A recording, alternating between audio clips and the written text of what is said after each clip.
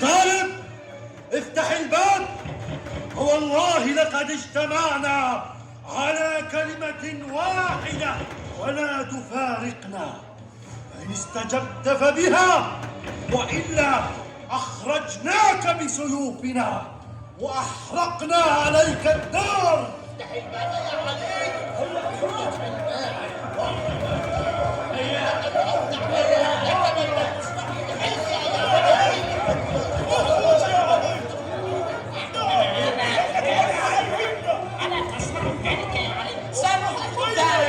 اخرج يا علي، فوالله إنك لست بمتروك، وستبايع طوعا أو كرها، وإلا أحرقنا الدار بمن فيه. يا علي، والذي نفس خالد بيده لتخرجن إلى البيعة، وإن أبيت لنحرقن البيت عليك وعلى أهلك ولنخرجنك رغما عن أنفك. اخرج يا علي إلى ما أجمع عليه المسلمون، اخرج وإلا قتلناك يا علي. اخرج يا علي، اخرج. اخرج يا علي، أي اخرج وبايع خليفة المسلمين. يا علي، لا تكن من المعاندين الذين يهدمون شوكة المسلمين وعزهم. اخرج، اخرج يا علي، بايع أبا بكر حتى لا تمزق راية الدين. اخرج يا ابن أبي طالب، اخرج وبايع، وإن رفعت سيفك صيرنا لك هذا البيت جحيما. اخرج يا علي.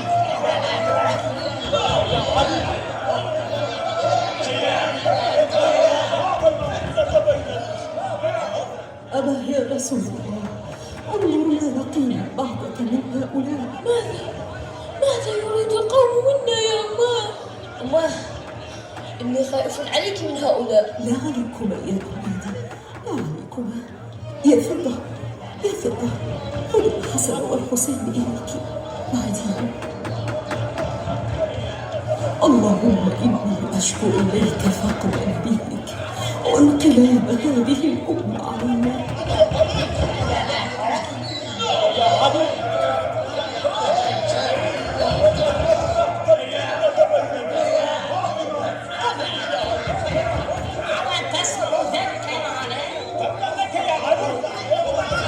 علي، اخرج يا ابن أبي طالب ومد يد البيعة لخليفة رسول الله، وهيهات هيهات أن يجتمع سيفان في غمد واحد. اخرج، فلا مفر لك من هذا. هيا اخرج، وإلا أحرقت الدار عليك بمن فيه.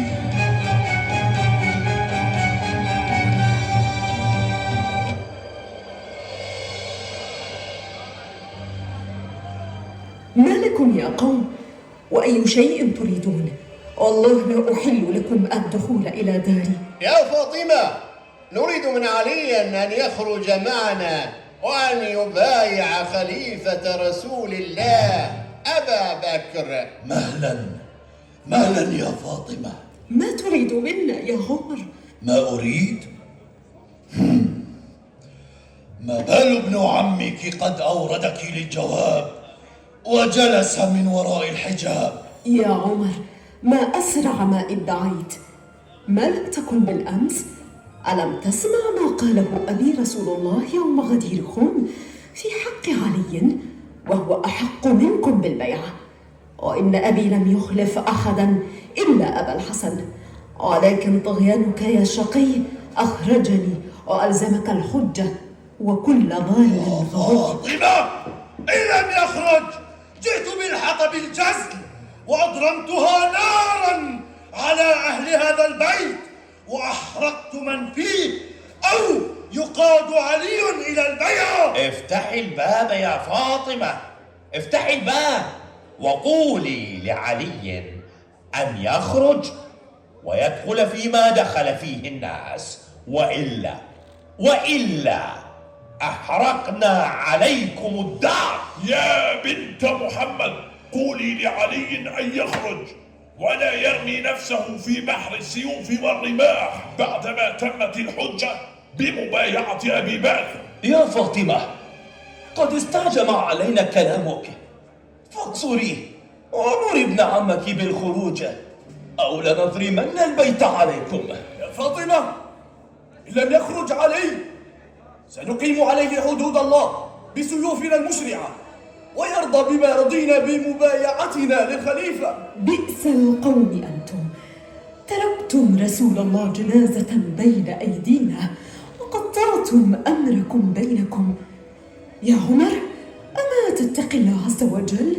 أتريد أن تدخل علي بيتي وتحرق علي داري؟ نعم والله لنحرقه عليكم، فإن الأمة اجتمعت على رأي واحد ولم يبقى إلا بعلك عليه، وهذا سيفي لا أغمده حتى يخرج ويبايع. ويحك يا عمر، ما هذه الجرأة على الله ورسوله؟ أتريد أن تقطع نسله من الدنيا وتطفئ نور الله؟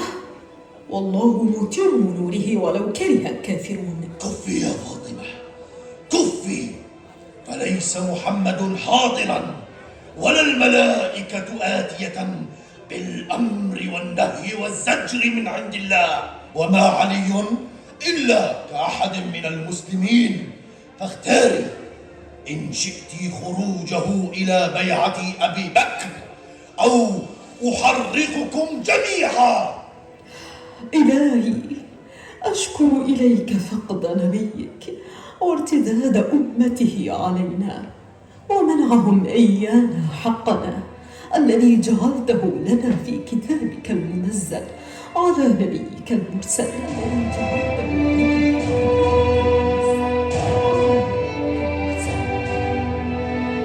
والله سئمت حماقات النساء وعلي لم يخرج.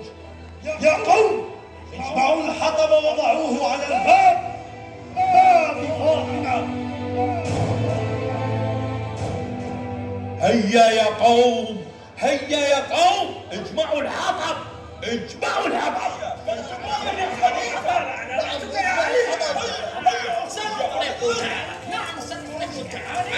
هيا ضعوا الحطب، هيا اجمعوا الحطب، هيا ضعوه أمام الباب، هيا أسرعوا. يا شيخ، إن في الدار فاطمة. وإن في الدار فاطمة والله لأحرقه عليها.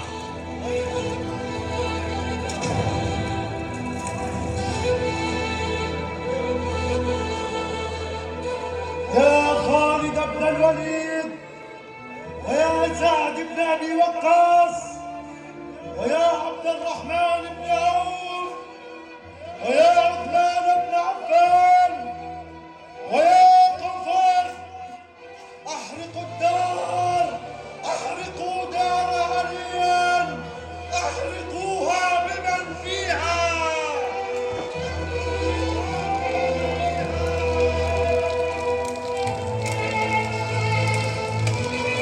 أحرقوا الدار، أحرقوها، ولا تبقوا لهم بيتا ولا سترا. يا أبا، يا رسول الله، ماذا لقيت بعدك من أبي الخطاب وابن أبي قحافة؟ إن النار تشتعل، فلا تقتربي.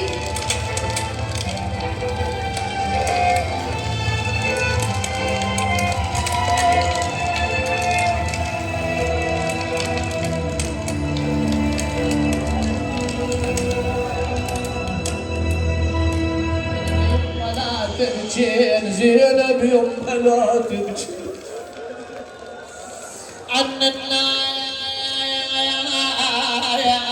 عن النار، عن النار، بعد خاف تتشوين. لا تبكين، لا تبكين يما النار، ما تعرف صغير كبير بعدك عالجمر زينب تلحقين. لا تبكين، لا تبكين. اجيت ركاض علما ماكو يمك خيل، لك العثرة منك صاح حسين لا تبكي لا تبكي. شوفيها يا زينب شف اسود صار وعطاب الحرق من ثوب تشتمي لا تبكي لا تبكي زينب يمه لا تبكي. وهاي زلام كثرة جفوف ايديها ثقال مثل عيون يمه خاف تنصدرين يمه زينب يمه لا تبكي زينب يمه.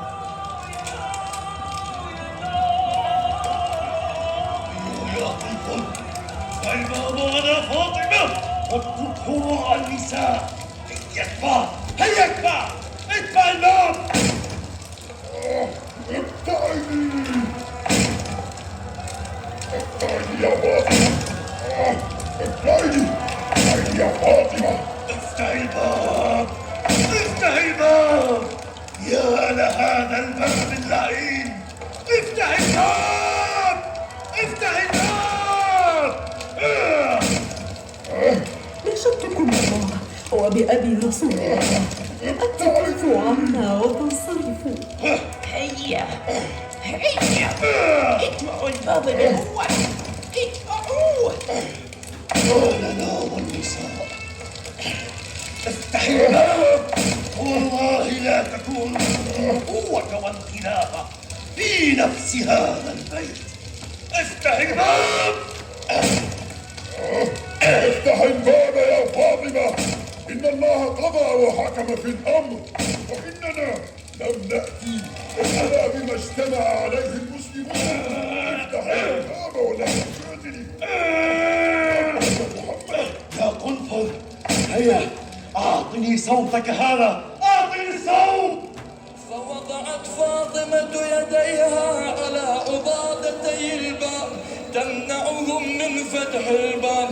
فأخذ اللعين الصوت من يد قنفذ وراح يضرب فاطمة على يديها.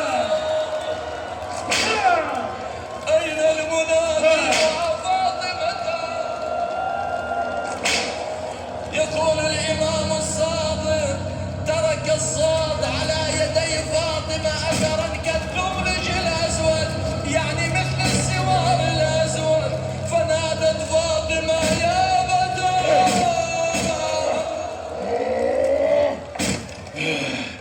تنحى يا قنفذ لا فائدة من ذلك. ابتعدوا يا قوم هيا تنحوا عني فأنا لها.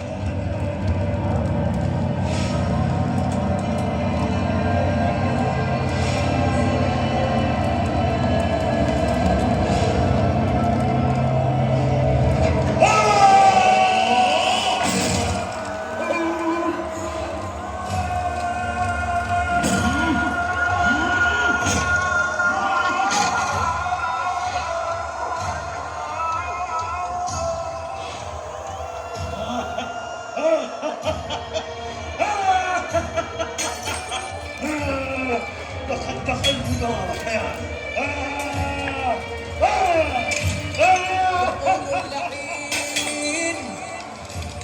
لما دخلنا على فاطمة كسرنا الباب لا ندخل بابها.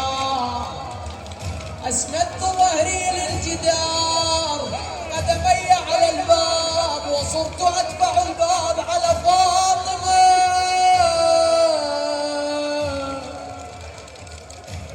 يقول ما تركتها يا زهراء يا زهراء يا زهراء مصيبة.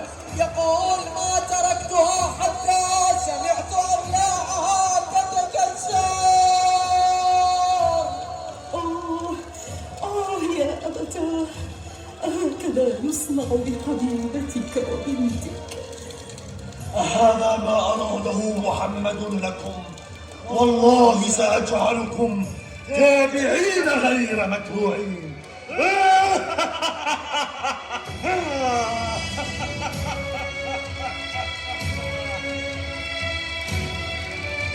يا فضة إليك فخذيني فوالله قتل قتل ما في أحشائي، وكسر ضلعي، ونبت المسمار في صدري. أما بالله عليك قومي. أما أبلع عليك بالأكل، سوف تكون نهايتي يا أما.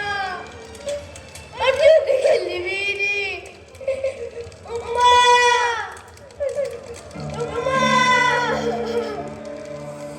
ويا جاي وانا القبض يا شلون جاي الفون بالحطب ويجمعوا علي